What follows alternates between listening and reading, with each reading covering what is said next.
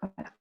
Donc, je disais bienvenue à tous et à tous pour cette rencontre table ronde aujourd'hui qui traite d'un sujet qui me tient vraiment à cœur, en présence d'Anne-Sophie Charpentier, gynécologue obstétricienne, qui est aussi méditante, spécialiste des états modifiés de conscience au moment de l'accouchement et d'autres états modifiés de conscience. Et Amandine Martin, sage-femme française exerçant au Brésil au plus près des femmes. Amandine Martin, notre marraine, notre perle 2020. Alors, bienvenue à toutes les deux.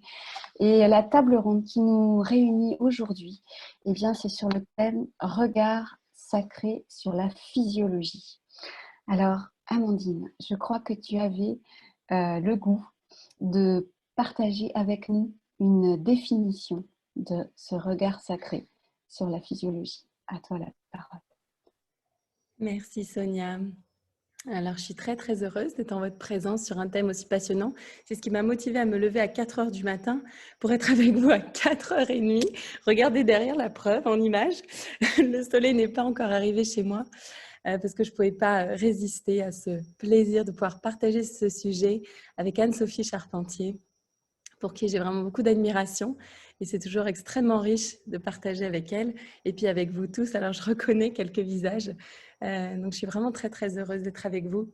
Alors oui, alors pour tout vous dire, hier soir, j'ai regardé une définition parce que, je sais pas, je me disais, mais on parle de sacré, de sacré, de sacré, mais c'est quoi cette notion de sacré? Et alors, j'ai adoré, je suis allée dans le Larousse, hein, tout simplement.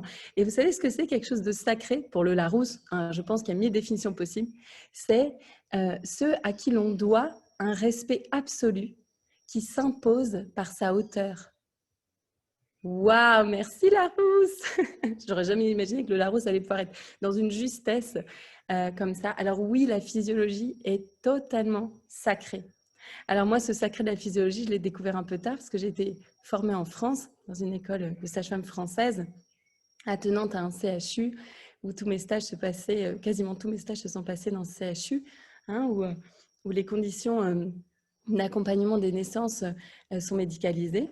Et moi, je n'avais pas du tout touché le sacré de la physiologie. Alors, j'avais déjà peu touché la physiologie, tout simplement parce que j'ai été enseignée, éduquée comme bébé sage-femme à comment on accompagne une naissance au péridurale.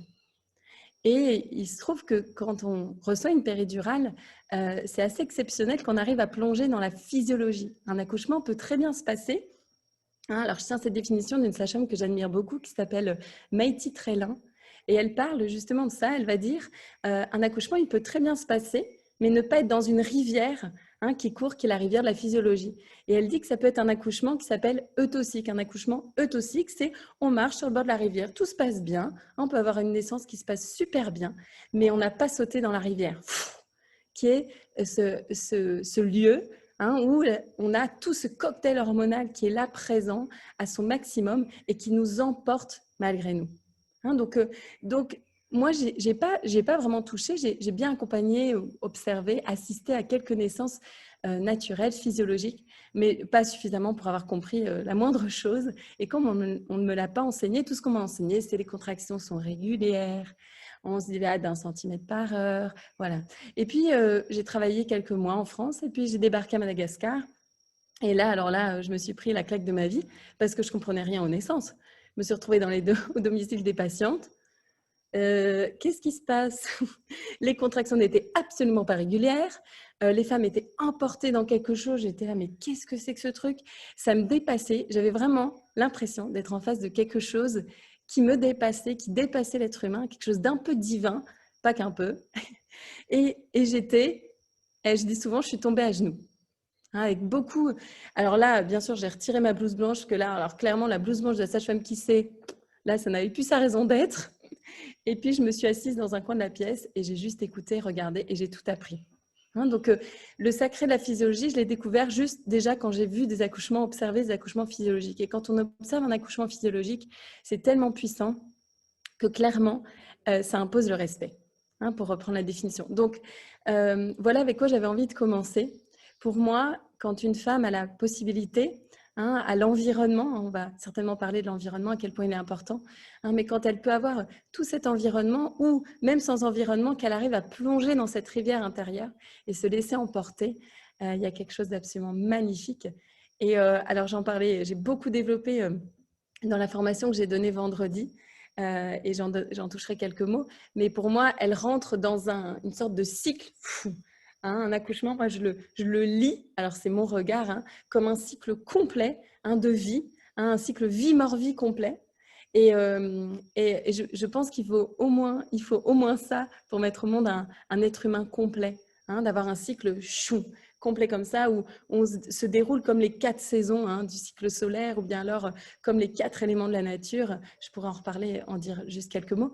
Mais voilà, donc moi j'observe ça avec beaucoup d'humilité, et à chaque naissance, j'observe ça avec beaucoup de respect, parce que chaque naissance est unique, et chaque naissance me met face à un sacré différent à chaque naissance de bébé.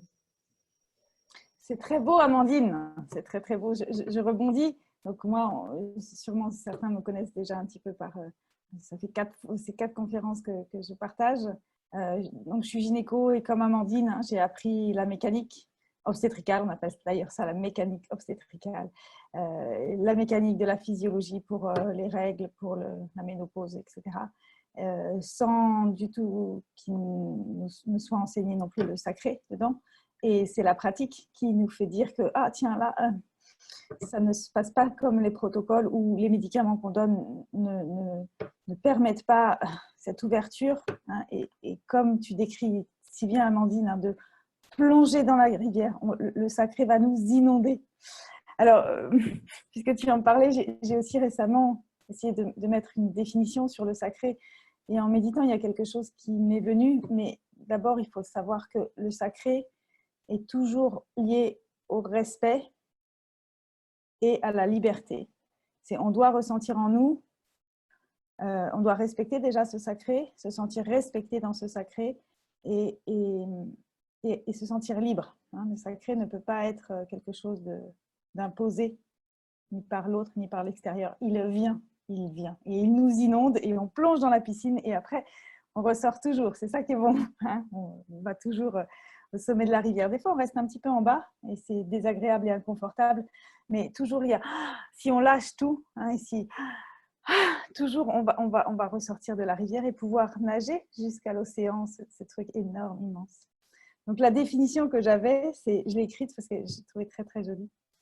Le sacré, pour moi, c'est le ressenti intime d'une impulsion de paix, de joie ou d'amour qui va nourrir le vivant. Voilà. Mais il y en a plein des définitions, en effet, hein, chacun a la sienne. Alors, mon expérience m'a fait comprendre et aider à que ça se manifeste dans la vie et dans nos vies à nous. À chaque fois qu'il y a une pathologie ou un écart de la physiologie normale, si on remet le sacré dedans, alors le corps va se réguler tout seul, s'harmoniser tout seul et gérer ses déséquilibres pour retrouver sa physiologie intime normale. Et peut-être je vais commencer par parler, après Amandine tu continueras, mais par parler de l'embryon. Il est en reliance avec le sacré, puisqu'il n'a pas d'ego. Hein. Et comment il fait, l'embryon? Parce que nous, en médecine, on dit il y a des interactions avec des molécules biochimiques qui font que... Et pour avancer là-dedans, c'est une explication alors qui n'est sûrement pas dans les livres, mais qui, moi, m'a donné une image, un modèle qui fait que, ah oui, ok, là, le sacré peut s'initier là-dedans. Et en fait, l'embryon, il est composé de 3 feuillets, de cellules, qui vont, dans le mouvement, interagir entre elles. Et donc, l'embryon, dans le ventre de sa mère, il danse. Alors, bien sûr, il y a des mouvements de l'embryon et du fœtus après qu'on sent, hein, mais c'est un mouvement qui est imperceptible.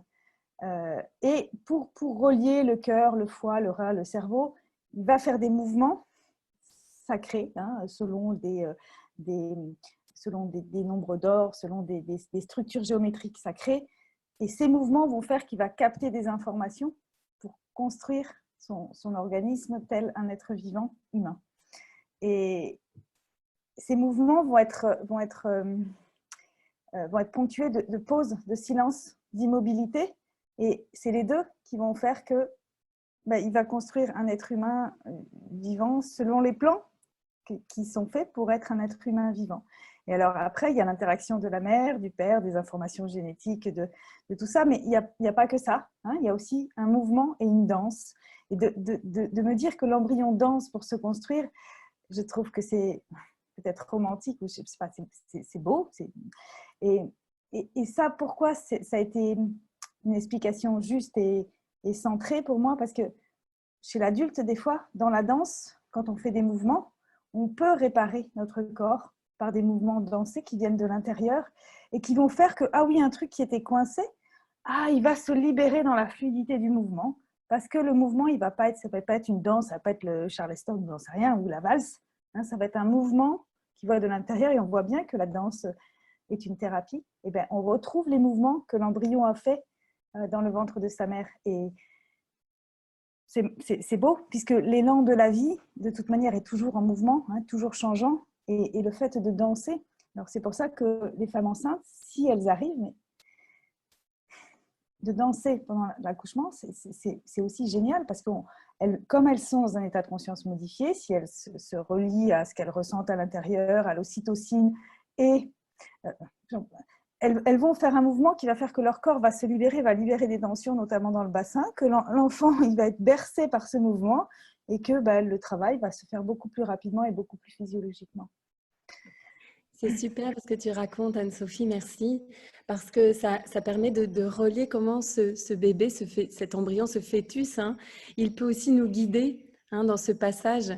On en parlait un petit peu hier, comme si c'était lui qui venait aussi orchestrer sa naissance, et il va insuffler ce dont il a besoin pour se mettre au monde.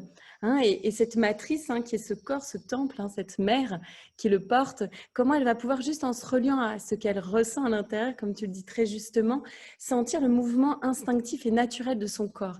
Alors, d'où l'importance d'un environnement qui puisse lui permettre de pouvoir suivre ça avec cet espace de sécurité, d'intimité, de silence aussi, ou pas forcément silence en tout cas intérieur des personnes qui l'accompagnent, pour qu'elle puisse avoir tout l'espace de plonger, de suivre son bébé. Et ça me rappelle une expérience que j'ai eue. Je suis arrivée au Brésil, alors après un gros changement de vie avec mes 2 filles, mon compagnon. Et puis, du coup, on a vécu comme une petite mort ici pour renaître, puisqu'on avait tout quitté à zéro. On ne parlait pas un mot de portugais. Bref, on est arrivé, c'était un gros changement de vie. Et puis, 15 jours après, je me suis trouvée enceinte de mon fils, Roméo, qui est né ici. Et je me rappelle plonger dans ce début de grossesse, dans ce processus intérieur, vraiment fort, vraiment intense, vraiment profond, vraiment inconfortable. Vraiment cet hiver intérieur, cette petite mort intérieure. Et il était là en moi, et j'ai eu des nausées pas possibles pendant 3 mois. Enfin, vraiment, j'étais complètement dans cette phase-là. Et je me rappelle un jour pliée en position fétale à cause de mes nausées, plongée à l'intérieur de moi, et j'étais au contact de mon petit bébé, qui devait être un embryon minuscule à ce moment-là. Et en plongeant à l'intérieur, je me suis connectée à lui, et j'ai eu l'impression d'être dans la même position que lui. Et tu sais ce qui m'est apparu? Il m'est apparu que je regardais mon cœur. J'étais comme lui, et j'avais le nez dans mon cœur. Et ce face-à-face avec mon cœur, en fait, c'était lui aussi qui me l'avait insufflé. Et il m'a permis de complètement plonger avec beaucoup de vérité, sans filtre, comme tu dis, sans égo, sans rien. C'était un face-à-face avec mon cœur, et c'est ce qui m'a permis de toucher le fond un peu plus rapidement, grâce à lui, grâce à sa présence, grâce à ses inconforts aussi physiques, etc., pour aller vraiment, relever la tête comme lui en se dépliant au cours des semaines et des mois, vraiment relever la tête, réouvrir ici et pouvoir avancer dans cette nouvelle vie. Donc oui, le bébé nous insuffle. Si on touche à notre bébé, on touche au sacré. Pourquoi? Alors parce que, surtout pendant la grossesse, parce que ce bébé, il est encore relié à cet autre monde d'où il vient.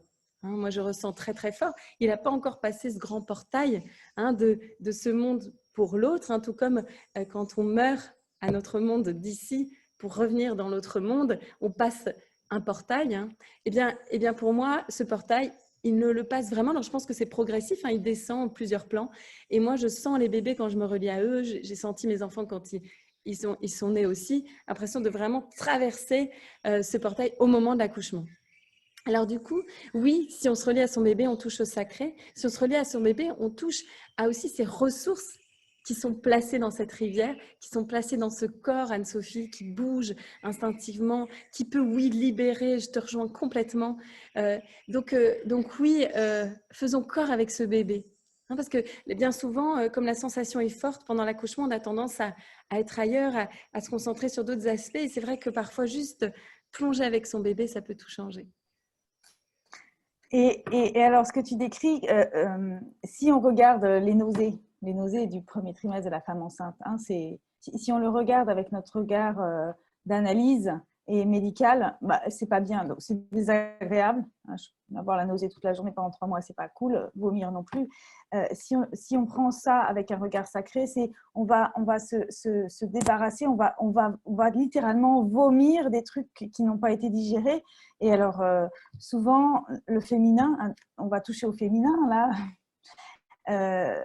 Le féminin dans nos sociétés, dans notre monde, c'est comme ça et on fait avec. Hein. Il est bafoué, tout le sacré. Le féminin, c'est quand même dans les traditions.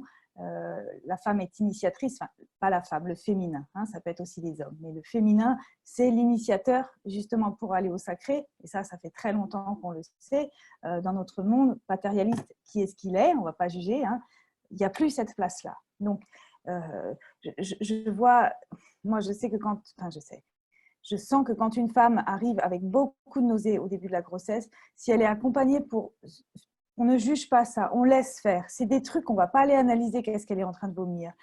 Mais en tout cas, si c'est accompagné avec, pas bienveillance, mais si on ne le subit pas, voilà. Si ce n'est pas subi et si nous, en tant qu'aidants à la naissance, on ne va pas culpabiliser la femme ou on ne va pas décrire cela comme quelque chose de mauvais, alors la femme va pouvoir ressentir à l'intérieur d'elle, sans même mettre des mots dessus, qu'elle va libérer une partie de son féminin et que ce féminin-là va pouvoir s'exprimer. Mais le symptôme, s'il est là, si tout de suite on le chante en posant une étiquette dessus, ah ben c'est pas bien, ah ben il faut faire partir avec du Primpéran ou autre, on loupe l'information de... on va fixer la femme dans voilà, c'est nul, hein, c'est nul, alors que oui, tu es en train de te débarrasser de vieilleries là, qui concernent soit ta vie, soit ta mère, soit ta grand-mère, soit même toutes les femmes. Hein, si on est relié à tout le féminin et toutes les femmes de la Terre, il y a 2-3 bricoles à mettre dehors parce que notre société est ce qu'elle est pour l'instant. Et si on a ce regard-là, qui est sacré, eh ben, c'est magnifique et ça va aider la femme à se libérer. Et malheureusement, on n'est pas accompagné beaucoup dans ce sens-là. Hein, ça monte et heureusement qu'il y a des petites bulles comme ça qui vont faire que le féminin va pouvoir se libérer et s'exprimer pleinement, et tant mieux. Si jamais on n'est pas accompagné dans ce sens-là, juste le fait d'avoir été présente là et de savoir que ça existe, ah tiens, qu'est-ce qui se passe en moi? Et on va sentir juste après coup, hein, ce que tu décris, Amandine, c'est très beau, ah oui, tiens, je me suis reliée à mon cœur, je me sentais reliée à mon cœur grâce à cette âme pure qui est dans le ventre, le bébé. Et c'est une expérience qu'on ne peut pas t'enlever, qui est là et que toi, tu t'es permis de vivre. On est toujours, le sacré va nous relier à notre cœur, évidemment, de plus en plus, et ce cœur va s'expandre. Et ben, ah oui, l'expérience, elle est là. Et ok, on a vécu ça, et même pas accompagné, hein, tu n'étais pas accompagné, tu étais juste accompagné de toi. Et ben, c'est là, et c'est là, c'est une expérience qui s'ancre dans le corps et qui va changer aussi la physiologie de ce corps, sans qu'on fasse rien. Oui, c'est ça qui est formidable. J'adore que tu abordes tout ça parce que oui, le processus de la grossesse et de l'accouchement, c'est un processus de guérison. Hein, c'est un processus où tout s'ouvre, hein, tout remonte à la surface, tout fait surface, hein, et on a la possibilité, l'occasion, hein, on a de vivre ces expériences, comme tu dis, avec beaucoup de simplicité et de reliance au cœur. Et qu'est-ce qui guérit? C'est l'amour, c'est poser ce regard d'amour, hein, sur ce qui a été notre histoire, l'histoire aussi de nos ancêtres. Hein. Donc là, on peut arriver à effectivement les mémoires transgénérationnelles, etc. Et ce bébé qui s'en vient, hein, j'ai l'impression que plus il descend vers nous, plus il touche aux petits nœuds, hein, un petit peu comme ça, hein, qui sont dans l'énergie tout autour. Et lui, il vient avec sa magie, regardez ça avec amour, et pouf, on sent qu'il y a un nœud qui se libère. Et puis, il regarde un autre nœud avec amour, boum, ça se libère. Et donc, alors oui, ça peut faire émerger des symptômes, j'adore comment tu le dis. Et ce regard sur les symptômes, il change tout. Et toi, tu es médecin, t'imagines un médecin qui a un regard comme ça sur les symptômes. C'est ça qui change la médecine. Hein. C'est de pouvoir ne pas exclure, hein, ne pas essayer de calmer. Chut. Vous imaginez un enfant hein, qui se met à hurler, crier quelque chose qu'il ressent et on lui dit chut, et on le bâillonne quand on lui met une main sur le... Mais il va péter un câble. Il ne va pas du tout se calmer, il va juste se tendre plus. Donc, qu'est-ce qu'on ferait? On se met à sa hauteur et puis on ouvre ici, puis on écoute. Voilà. Alors, et si on pouvait faire ça avec les parts de nous, avec ces aspects de notre être, oui, alors là, on pose un regard d'amour. Et puis hop, ça se libère, ça remet de la fluidité. Hein, donc j'étais ostéo, je connais un peu de l'ostéopathie. Donc oui, ça remet de la fluidité, ça met de la circulation.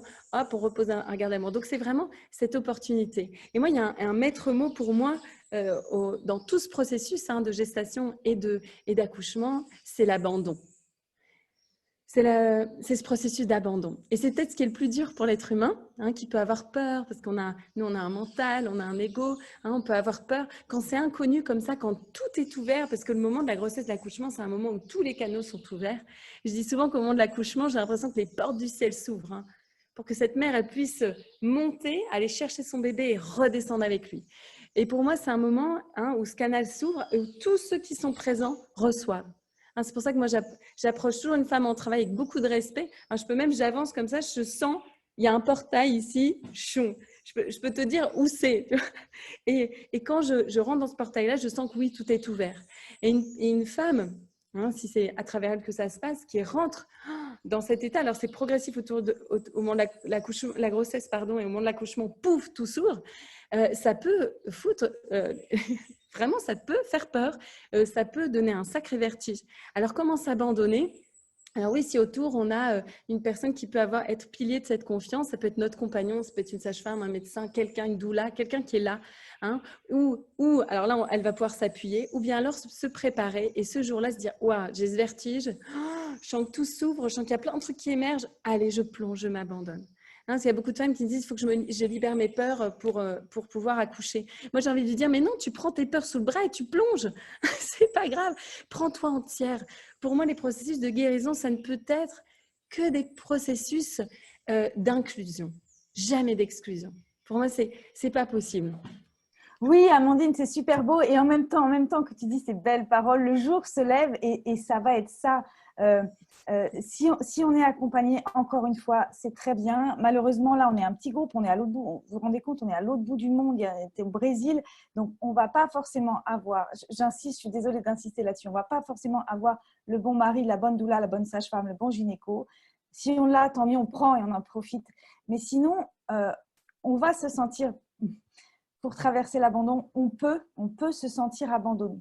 C'est-à-dire, on se sent complètement seul avec ce truc-là.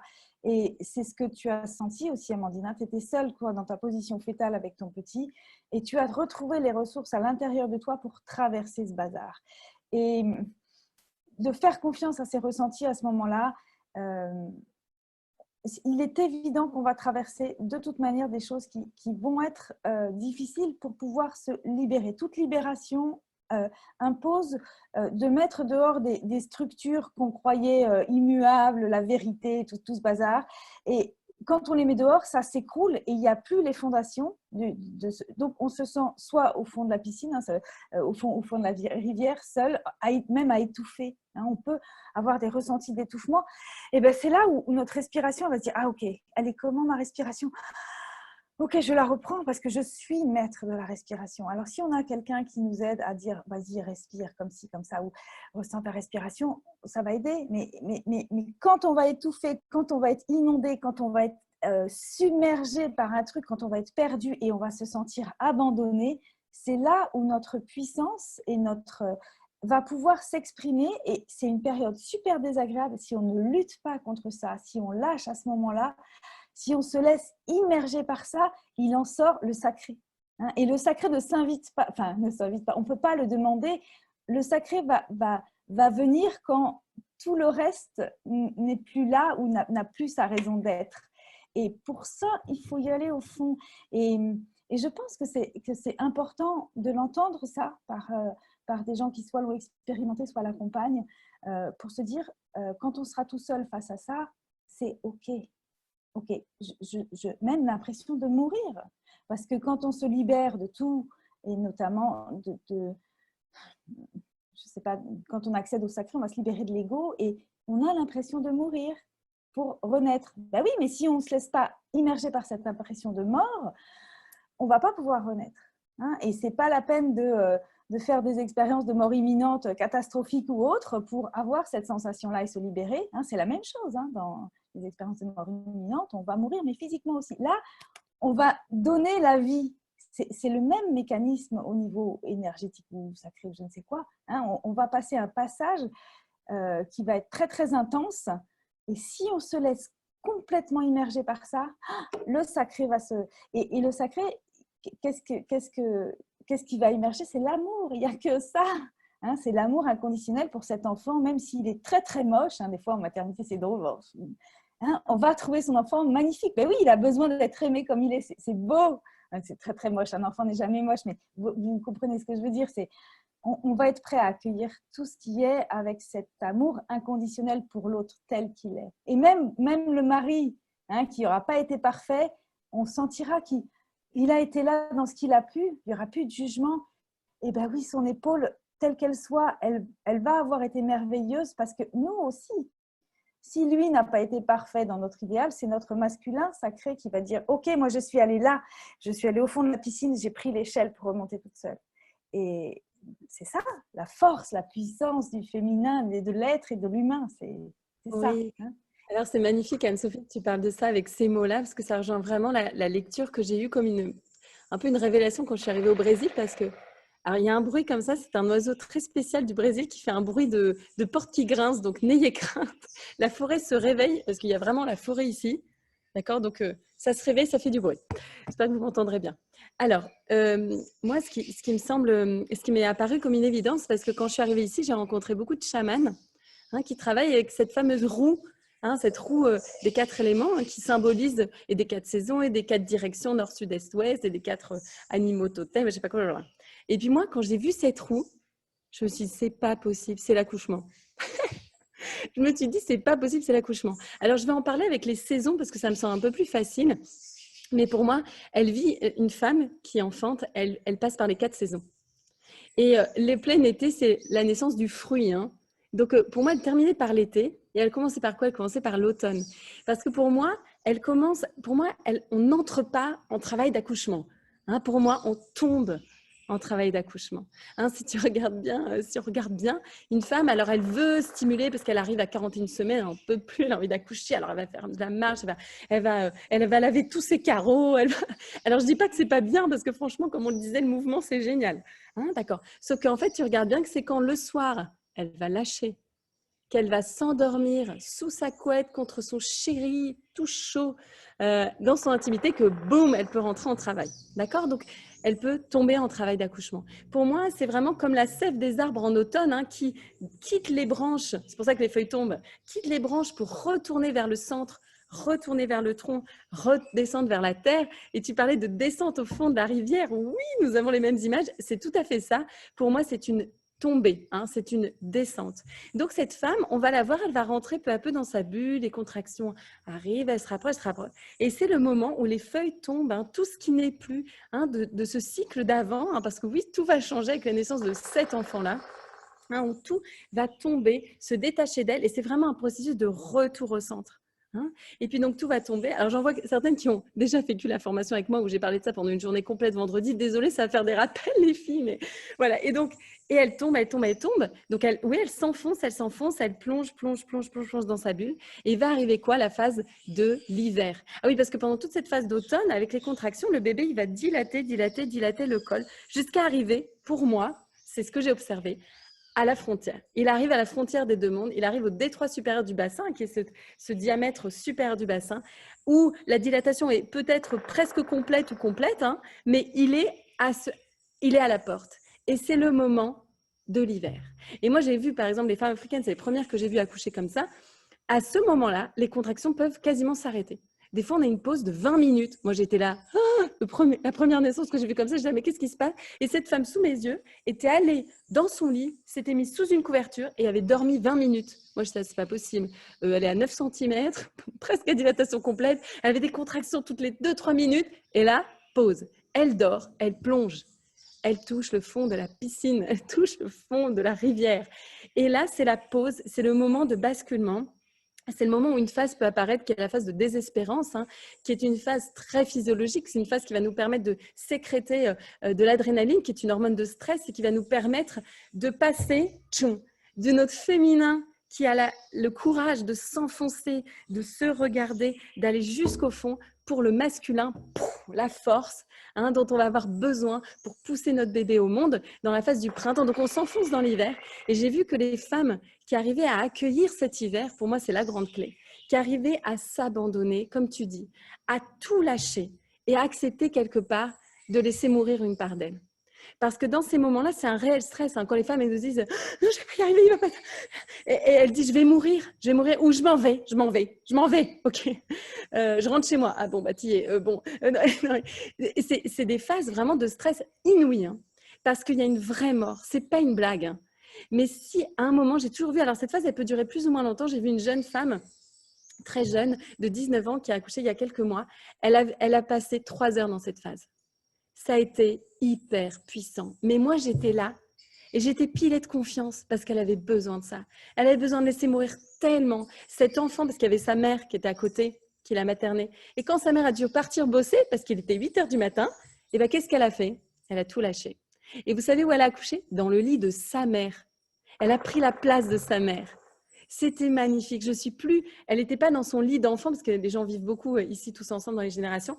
Elle a quitté son lit d'enfant et elle est allée mettre du liquide amniotique sur le lit de sa mère, le sang sacré de cette naissance, bam, sur le lit de sa mère. Et elle est rentrée et elle a touché le fond de l'hiver. Elle a mis genou à terre. Et là, boum, le printemps arrive. Et c'est hyper fort quand ça arrive. Là, elles se soulèvent. Elles sont là, maintenant j'y vais. J'ai décidé, je veux accoucher. Et le bébé passe le portail. La mère passe son portail. Et elle met au monde son bébé avec toute sa puissance. Et donc, c'est vraiment l'élément feu. Dans la roue médecine, c'est l'élément feu. C'est le masculin sacré. Elle remonte la rivière, comme tu disais, Anne-Sophie, pour reprendre tes mots. Et elle arrive en haut de la rivière. Et comme elle émerge, comme son bébé, et c'est la naissance. Et moi, quand j'ai lu ça, j'ai vraiment compris qu'on avait la phase du yin, cette phase très féminine de l'intérieur, et cette phase du yang. Et je pense qu'il faut ces polarités pour mettre au monde un être humain complet qui va avoir du féminin, du masculin, quel que soit son sexe, et qui va avoir cette complétude à l'intérieur. Donc la physiologie, elle est complètement divine, sacrée. Elle est aussi totalement simple. Elle est simplement nature. C'est simplement la nature. Amandine, c'est trop beau ce que tu dis. C'est des images qui sont tellement vivantes et tellement que les femmes peuvent ressentir ça. C'est magnifique. Je n'avais jamais eu cette vision de l'accouchement et je suis sûre qu'elle va m'accompagner encore et que ça va aussi. C'est ça le partage. On apprend beaucoup des femmes, on apprend beaucoup des autres. Et ces saisons-là, c'est waouh, c'est très beau, c'est très beau. Merci Amandine, c'est ça, c'est la vraie vie, c'est ça. Et on peut les accompagner aussi, et, tu vois, on peut les accompagner avec tous nos outils. Tu vois, toi, tu as des outils, Anne-Sophie, j'en ai, et ça peut être accompagné. Bien sûr, parfois, moi je sens qu'on manque un peu de yang, qu'il y a quelque chose qui aurait besoin, il n'y a pas beaucoup de contractions, parce que c'est comme un cœur qui bat. Un cœur qui bat, il se détend et il se contracte. Il détend. Et un utérus, qu'est-ce qu'il fait? Il fait la même chose, c'est un cœur. L'utérus, c'est un cœur. Donc, il se contracte, il se détend. Il se contracte, il se détend. Si on sent qu'il y a un peu beaucoup de contractions ou que c'est un peu tendu, on peut ramener du yin avec, par exemple, des plantes qui sont plus yin, qui vont plus s'ouvrir, ou avec le ton de notre voix, avec notre présence, avec tel outil, l'homéopathie, ce qu'on veut. Tout ce qu'on veut. Et puis, quand on sent qu'il y a un besoin d'un peu plus de yang, parce que tout est là ouvert, mais on n'a pas beaucoup de contractions, on a la force qui est pas là. C'est comme un équilibre. Eh bien, on peut amener aussi d'autres plantes qui sont plus feu, qui sont plus etc. Donc, on peut aussi accompagner ce processus. Mais ce qu'on peut retenir, surtout s'il y a des femmes enceintes qui sont là, Hein, pas forcément s'adresser qu'aux accompagnants, mais aussi aux parents, aux femmes qui sont là. Et c'est vraiment de se laisser emporter dans quelque chose que le corps sait, hein, sait faire. Parce que le sacré, on en parlait Anne-Sophie hier, hein, il est naturel à nous, à notre être humain. Et il est simplement quand on plonge, comme tu disais, quand on se met en présence de ce qui est là, quand on s'autorise à sentir ce qui est là présent, en fait, on va être emporté. Hein, c'est à la fois Oui. sensible et à la fois tout puissant. Et par exemple, tu dis, on peut posséder de plantes, ou même si quand on met une bougie, symboliquement, la bougie, c'est le feu. Hein, donc, c'est bien de mettre une bougie là dans la salle d'accouchement. Ou à l'hôpital, on ne peut pas, parce que sinon ça va prendre feu, ça va faire sonner les trucs. Mais à la maison, on met une bougie. Mais si la bougie, elle est juste extérieure à nous, et que ça ne sert à rien. La bougie, elle est faite pour ressentir, pour se permettre, s'autoriser de ressentir le feu intérieur qui est en nous. Et juste, ça nous rassure. C'est pour ça que toutes ces choses-là extérieures, c'est super pour contacter ces éléments à l'intérieur de nous. Hein, parce qu'ils sont là, hein, symboliquement, ils sont là. Et c'est pour ça qu'en soi, mettre une bougie, ça ne sert à rien. Mais si la bougie, elle est faite elle est en lien avec nous et en reliance avec l'intérieur de nous, là, ça va servir. Hein, c'est pas qu'un truc mécanique, parce que mettre une bougie, ça peut être que mécanique, comme l'accouchement. Et si la bougie, sa présence, la présence du feu, de l'élément feu, va faire on va faire confiance à notre feu intérieur et à cette puissance. Toutes les femmes sont faites, on est faites pour accoucher. C'est beau, c'est beau, c'est beau, c'est beau. Est-ce qu'on ouvre un petit espace d'échange avec les personnes qui sont avec nous? Est-ce que certaines ont des questions? Alors déjà, merci pour vos commentaires. Voilà. Alors, il y a même une Brésilienne, Elena, j'adore, qui était contente d'écouter les sons de la forêt, de lui rappeler des souvenirs, et de cet oiseau très bizarre que vous entendez. Alors, est-ce que vous avez des questions à nous poser? Je peux dire, Amandine, 2-3 mots sur la sexualité, parce que je ne sais pas, ça m'est venu, qui est la physiologie dans la sexualité aussi, qui peut, ça va être des trucs très très basiques, et c'est comme pour l'accouchement, j'accompagne beaucoup de femmes où la sexualité n'est pas satisfaisante pour elles. Donc on regarde s'il y a des pathologies, machin, tout ça. Souvent, il n'y en a pas. Hein. Le plus souvent, tout va bien, c'est tout normal. Le corps physique est normal, et ça peut être un signe d'aller plus loin, parce que parfois la sexualité, c'est comme pour l'accouchement, elle est juste mécanique, hein, c'est un truc mécanique, et si les femmes ne sont pas épanouies là-dedans, qu'est-ce que ça veut dire? Ça veut dire que notre corps nous envoie un message qu'on ne doit pas s'arrêter à ça. Cette sexualité mécanique est un peu subie, entre guillemets, pour voilà, judéo-chrétienne, voilà. Ok, on fait les examens pour voir si tout va bien anatomiquement. Oui, tout va bien, souvent, les hormones, tout ça. Et le corps nous pousse, le corps, il est toujours gentil avec nous, hein, même s'il nous fait souffrir, mais cette souffrance va faire pour que, justement, elle va aussi nous amener à quelque chose de plus sacré. Et si on n'est pas satisfait de notre sexualité maintenant, d'accéder, nous, alors par des techniques ou autres, par des accompagnements, souvent des femmes, pour développer ce féminin et avoir une sexualité plus complète et plus sacrée et moins dans le mécanique, tout va se guérir. Hein, j'ai vraiment de la pratique d'accompagnement pour la sexualité. Et alors, j'ai une très très bonne nouvelle, mais encore une fois, pour la sexualité comme pour le reste, c'est le féminin qui est initiateur. Donc, ça va être à nous les femmes. Si on va chercher la réponse à l'extérieur, on va être souvent déçu. Bah oui, tout va bien, tout est normal, les hormones, tout c'est bon, c'est normal. Mais oui, mais on en reste là. Oui, c'est OK. Hein, on a vérifié que tout était normal. C'est qu'on va devoir lâcher encore et aller au fond de la piscine et reprendre notre puissance de féminin qui va amener le masculin dans cette sexualité sacrée. Et c'est à nous de le faire. C'est un grand honneur. Hein. On a choisi tous d'être, parce qu'on choisit son sexe, on choisit ses parents, tout le bazar. On a choisi d'être des femmes, là. Il y a beaucoup de femmes. Et ce féminin qui va amener et qui va élever aussi dans la sexualité à ce que le sacré encore une fois, je répète cette phrase parce que je crois qu'elle a beaucoup aidé de femmes et qu'elle m'a aidé moi aussi personnellement. Si notre sexualité n'est pas satisfaisante maintenant, c'est qu'on ne doit pas s'arrêter à ça, et c'est qu'on doit se pousser aux fesses pour aller explorer autre chose, et c'est à nous de le faire, et c'est à nous de l'initier avec de l'aide ou pas, si on en a. Hein. Oui, c'est très intéressant que tu abordes la sexualité. Alors, il ne faut pas trop me brancher sur ce sujet, sinon je pense qu'on en a jusqu'à ce soir. Parce que la sexualité au moment de l'accouchement, c'est juste une grande découverte pour moi aussi de ces dernières années. Et j'adore que tu l'abordes comme ça, Anne-Sophie. Oui, d'aller plus loin. Alors pourquoi? Surtout dans un processus, par exemple, de grossesse et d'accouchement qui s'en vient. C'est un aspect qui peut être intéressant à l'explorer. Pourquoi? Parce que tout simplement, l'accouchement, c'est l'aboutissement d'une conception. Une conception qui s'est faite peut-être, alors bien sûr il y a plein de situations possibles, parce qu'il y a des femmes qui passent par plein de modes de conception, mais si on prend le plus courant, c'est une relation sexuelle qui aboutit à un accouchement. D'accord? Donc il y a tout simplement un vide. Donc c'est un événement totalement sexuel. L'accouchement, c'est un événement sexuel. D'ailleurs, ce sont les mêmes hormones qui rentrent en jeu pendant l'accouchement que pendant l'acte sexuel. Donc, il y a l'ocytocine notamment, mais l'endorphine aussi, etc. Et tout comme on aurait besoin d'un environnement pour s'abandonner à l'orgasme, parce que l'orgasme, c'est bien une question d'abandon, ce n'est pas juste une question de mécanique, surtout l'orgasme féminin. Donc, comme l'accouchement est un événement féminin, puisqu'il se passe dans le corps d'une femme, profondément féminin et masculin d'ailleurs, mais on va dire dans le corps d'une femme, bien sûr qu'il y a un lien. Donc, autant, comme on va avoir besoin de pouvoir s'abandonner, pour s'abandonner dans l'orgasme, on a besoin de quoi généralement? Généralement, on a besoin d'amour, on a besoin d'intimité, on a besoin d'être sûr qu'il n'y a personne qui nous écoute à côté, qui va nous juger si on gémit, etc. Et on remarque qu'une femme qui est en train de mettre au monde son bébé, bien souvent, elle va avoir besoin de la même chose. Elle va avoir besoin d'être sûre que les voisins n'entendent pas si elle est chez elle ou qu'elle n'est pas jugée par l'équipe hospitalière qui est là, qu'il n'y a pas une personne qui va rentrer au milieu. Alors, on en est où des contractions? On en est où alors cet orgasme? Il est arrivé? Alors, d'ailleurs, il y a une vidéo géniale sur YouTube. Il faudrait que je vous mette le lien. Génial. Où en fait, il simule comme si un couple essayait de faire l'amour en salle d'accouchement. Puis il y a les médecins qui regardent et c'est l'homme, génial parce que les rôles sont inversés, qui est là, qui essaye, qui en peut plus. Et puis, donc c'est comme si on médicalisait la conception. Aujourd'hui, on médicalise l'accouchement, mais imaginez si on médicalisait la conception. On serait là, on mesurerait, on leur prendrait leur tension en même temps qu'ils sont en train de faire le truc.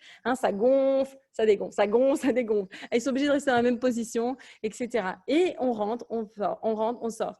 Et donc, c'est très intéressant. Et du coup, moi, j'ai vraiment vu que quand on respectait cette intimité d'un couple, et ce n'est pas évident dans tous les milieux, donc, et ce n'est pas grave non plus, mais c'est vrai que si on respecte cette intimité, naturellement, le côté sexuel arrive.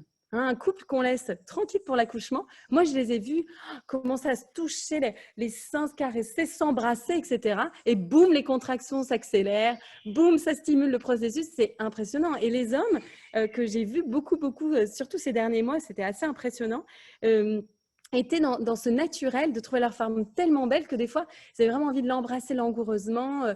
J'ai vu un homme au moment de la naissance de son bébé, cette petite tête arrivée ici au niveau de la vulve. Il s'est mis à caresser la vulve de sa femme, le clitoris avec. Et cette femme, elle s'est mise, alors qu'elle était toute tendue pendant cette phase où on a cet anneau de feu, on sent que ça peut tirer très fort au niveau du périnée. Elle s'est mise à se détendre, elle s'est mise à gémir et j'ai vu sa vulve s'ouvrir. Et ce bébé, ploum, il est né dans les bras de son père, dans les mains de son père. Je me suis dit, c'est quand même incroyable quand effectivement on laisse cette intimité-là, et bien naturellement ce côté sexuel arrive et je crois qu'il amène tout ce cadeau aussi de l'ouverture, de l'abandon, etc. Donc c'est vraiment très très beau. Donc oui, ça peut être une voie à explorer pendant la grossesse, de venir se découvrir, connaître son corps, regarder les touchés qui peuvent ouvrir des espaces en nous de plaisir, etc. Voilà. Alors, on ne va pas parler de l'accouchement orgasmique et tout ça, sinon vraiment on y est jusqu'à ce soir. Mais en gros, c'est intéressant d'ouvrir un petit peu ça et puis d'aller un peu plus loin. Et Amandine, moi je parlais de la sexualité, mais pas au moment de l'accouchement. Mais toi, tu as fait le lien. C'est bien, enfin aussi. Mais je dis quelque chose, vous en faites ce que vous voulez, mais déjà, la libération de l'accouchement, c'est énorme. Si en plus on fait la sexualité en même temps, ok, c'est parfait, mais pas d'attente vers ça. Ça pourra aussi se faire après, ça ne se fait pas au moment de l'accouchement, c'est ok. Oui, bien je sûr, sais. ça peut se faire avant, pendant une gestation. Et puis de toute façon, pour nous toutes, les filles et les femmes, parce que je vois beaucoup de femmes, alors, peut-être qu'il y a des hommes, désolé. Ah oui, non, il y a François, désolé. Oui. C'est l'homme jude. Mais ce que je veux dire, c'est qu'en tout cas, il y a une vraie invitation, même de façon générale dans nos chemins de vie, et à tous, hommes et femmes d'ailleurs, à venir explorer d'autres espaces de cette énergie complètement sacrée. Allez, on reprend le thème, qui est l'énergie sexuelle, qui ouvre des portes aussi incroyables de reliance à notre essence. Et voilà, c'est magnifique. Et le sacré, c'est quelque chose que, enfin, c'est pas du tout religieux, hein, et on banalise ce mot. Le sacré, c'est quelque chose de plus grand qui va nous inonder, et il n'y a pas de honte c'est ok, quoi. Le sacré fait partie du vivant. Même si c'en est là où c'en est dans le monde, hein, mais c'est pas religieux, ça n'a rien à voir avec le religieux, ça a à voir l'essence du vivant, et bah, ça envoie du gros, hein, Les questions sont ouvertes si vous avez envie d'intervenir, ou une question ou un témoignage.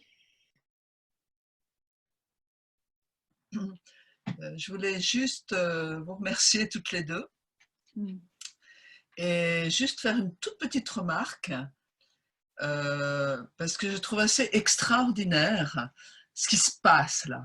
C'est-à-dire que là se déroule devant moi une sage-femme du monde entier, puisqu'elle est en même temps formée à la pathologie et maintenant elle est complètement sage-femme traditionnelle, elle travaille avec les plantes, etc. Et une femme médecin qui est ici. Donc ça veut dire que avant les hommes étaient à la place d'Anne-Sophie et pour dominer et contrôler la sage-femme. C'était un peu quand on reprend l'historique. Et là, tout à coup, on retrouve la complémentarité. Et je trouve que c'est assez extraordinaire parce que c'est ça le féminin et c'est ça la sororité et c'est ça notre travail de guérison entre femmes, parce qu'on dit souvent la maltraitance entre des hommes, etc. Mais moi, là, le travail que je fais en ce moment, c'est la maltraitance entre femmes. Donc voilà, donc je voulais vraiment vous remercier, je vous trouve vraiment génial et je passe la parole aux autres personnes. C'est pas forcément un processus de guérison, hein, parce qu'on n'est pas forcément malade. Muriel, merci. Hein. C'est un processus pour moi d'expansion et d'ouverture. Hein, les femmes, quand on a une sexualité qui est comme elle est, on n'est pas forcément malade. Quand on vit un accouchement de façon mécanique sans toucher au sacré, on n'est pas malade. C'est de l'autocie, tout va bien, tout va bien. Et on peut s'arrêter là. Et si on a ce désir d'ouverture et d'expansion, c'est ça qui est très beau. Et pour moi, les sages-femmes ne sont pas des sages-femmes, mais sont des femmes sages. Alors, par rapport à ce que tu dis, par rapport à la guérison, pourquoi je dis guérison? Parce que je pense qu'on a été hors norme. D'accord? Hors norme, ça veut dire la physiologie, c'est la norme. Et on sort de la norme. Donc, la guérison, c'est de retourner justement à la physiologie dans la relation, dans la non-dualité, si tu veux. Parce que justement, le moment de l'accouchement, c'est ça, c'est exactement ce dont tu parles. On retrouve cette unité, qui est ce qu'on retrouve dans l'orgasme. Donc voilà, c'est pour ça que je parlais de guérison. C'était dans le sens hors norme et revenir aux normes en tant que femme, en tant qu'être humain, dans notre profession, dans notre espace. Tout à fait, Muriel. Mais ce qui était pathologique, c'est de prendre la physiologie et d'en faire une pathologie. C'est ça, ce chemin-là était pathologique. On revient juste à une normalité. Et oui, dans ce cas-là, si on voit ça comme ça, c'est une guérison en effet, mais on revient juste à notre essence et juste on exprime tout le potentiel de l'être et du féminin et du masculin. C'est beau. Merci, Muriel. Merci, Muriel. Je peux revenir, c'est le médecin qui va parler là, sur les fourmillements. Les fourmillements ou les vibrations qu'on peut ressentir à l'intérieur du corps dans des expériences comme ça, souvent, ou quand on touche, hein, ça peut faire des fourmis, c'est le nerf qui est touché. Ouais, d'accord, c'est le nerf et c'est pas bien. Hein, alors que les fourmillements, même qu'on peut avoir pendant un orgasme, l'ouverture du cœur, hein, toute cette partie de la main, c'est l'ouverture du cœur. C'est juste le qi ou l'énergie vitale ou qui circule plus, et il était tellement restreint ou bloqué, ou il ne circulait pas, que quand il recommence à circuler, ça fait des espèces de fourmis dans le corps, et ça fait ou des bulles, c'est ça le sacré qui circule, enfin l'élan vital, ou je ne sais pas comment l'appeler, hein, mais c'est juste la vie pleine et connectée à nous, donc les fourmis, ou même quand on sent que ça vibre à l'intérieur, c'est juste normal, c'est juste quelque chose de très très beau, de magnifique, que nous nous sommes permis de toucher en lâchant et en lâchant nos programmes là, hein, parce que quand on écoute des trucs comme ça, c'est des trucs qu'on n'a pas l'habitude d'écouter partout, hein, et merci pour ça que cela existe, et on se retrouve à la maison, on se dit mais oui, mais c'est ce que je ressens. Et c'est pour ça que de parler de l'accouchement avec ces phases qui sont parfois difficiles, ou les saisons, là c'est trop beau, Amandine, merci. juste de savoir ça, ça fait que quand on le vit, on dit « Ah, mais c'est ça que je touche. Ok, c'est juste normal. » Que l'environnement ne comprenne pas, c'est normal, ils ne ressentent pas et ils n'ont pas cette connaissance-là. Donc, c'est en ça que ces partages sont magnifiques parce qu'on va le toucher, c'est obligé dans notre vie, et surtout si on est sur ce chemin, notre corps, il va être poussé à lâcher tout ça et à ressentir dans le corps tous ces bazars-là qui sont « Ah, mais oui, ah, c'est ça. » Merci. Sonia, j'ai l'impression qu'on arrive au bout de la session. Tu voulais présenter un livre, je crois, c'est ça, Sonia? Alors oui, j'ai envie de vous présenter d'abord un grand classique que énormément de gens connaissent, bien sûr. Le livre, l'incontournable de Michel Audin, Le bébé est un mammifère, qui nous ramène à l'essentiel, qui nous ramène justement à notre vie instinctive, physiologique, sacrée, j'ai envie de dire, dans l'essence de qui nous sommes. Et puis, j'avais le goût aussi de vous partager un autre livre qui, pour moi, est essentiel par rapport à la dimension sacrée dans tous ses aspects. C'est ce livre de Sophie Gage-Mété, « Vivre et transmettre le meilleur pendant sa grossesse ». Voilà, ça c'est un cadeau, c'est un bonbon, c'est un livre à lire, à relire, à redécouvrir. Et voilà, donc j'avais vraiment envie de partager ça avec vous. Et un immense, immense, immense merci Amandine. Un immense merci Anne-Sophie. Vous êtes précieuse. Je vous souhaite à tous des bonnes journées, des bonnes journées, des bonnes nuits et des bonnes expériences dans la vie parce qu'il va y en avoir plein.